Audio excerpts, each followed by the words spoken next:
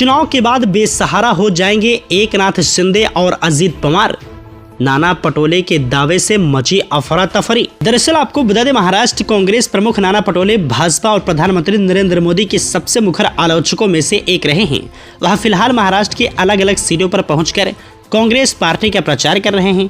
उनका कहना है कि महाराष्ट्र में इस बार पीएम मोदी के खिलाफ काफी असंतोष है और कांग्रेस काफी बढ़त हासिल कर रही है। द इंडियन एक्सप्रेस से बात करते हुए नाना पटोले ने कहा कि राहुल गांधी द्वारा आरक्षण पर 50% की सीमा हटाने की योजना की घोषणा से न केवल मराठों बल्कि ओबीसी को भी काफी फायदा हासिल होगा और इसका यहाँ चुनाव पर भी प्रभाव है। इस सवाल के जवाब में नाना पटोले ने कहा कि इस बार चुनाव जनता खुद लड़ रही है और कांग्रेस को लेकर काफी उत्साह है। उन्होंने कहा, मैं इस चुनाव में अब तक हर जगह रहा हूं, जनता ने इस चुनाव को अपने हाथ में ले लिया है। बीजेपी और नरेंद्र मोदी के खिलाफ गुस्सा है। हमारे नेता राहुल गांधी द्वारा की गई यात्राओं ने इस देश के लोगों की वास्तविक भावनाओं को सामने लाया है। हमारी गारंटी लोगों तक पहुंची है और उन्हें राहुल गांधी पर पूरा भरोसा है।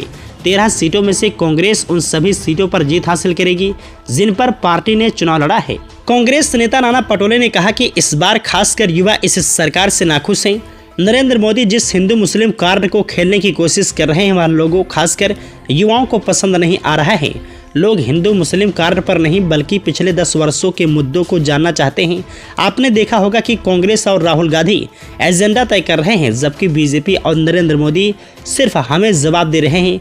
महंगाई एक बड़ा मुद्दा बन गया है। किसान भाजपा के झूठ को स्वीकार नहीं कर रहे हैं। नाना पटोले ने कहा कि सत्ता में आने के बाद जाति जनगणना कराने और 50% आरक्षण की सीमा हटाने की राहुल गांधी की घोषणा गेम चेंजर होगी। नाना पटोले ने कहा, राहुल गांधी के इस ऐलान से न केवल मराठों को आरक्षण मिलेगा बल्कि ओबीसी जातियों को भी अतिरिक्त आरक्षण मिलेगा। जब मैं विधानसभा अध्यक्ष था तो मैंने जाति जनगणना के लिए प्रस्ताव पेश किया था और यह सुनिश्चित किया था कि यह पारित हो जाए। हम 90% आबादी को प्रतिनिधित्व देना चाहते हैं, लेकिन बीजेपी का एक भी नेता इस बारे में नहीं बोल रहा है क्योंकि वे आरक्षण विरोधी हैं और यही कारण है कि भाजपा जाति जनगणना का विरोध कर रही है। नाना पटोले ने एकनाथ शिंदे और अजित पवार को राजनीति अग्निवीर कहते हुए कहा, यह केंद्र सरकार सैन्य भर्ती की अग्निवीर योजना लेकर आई जिसमें सेवा के बाद पेंशन नहीं मिलती। एकनाथ शिंदे, अजित पवार और अशोक चौहान महाराष्ट्र के राजनीतिक अग्निवीर हैं।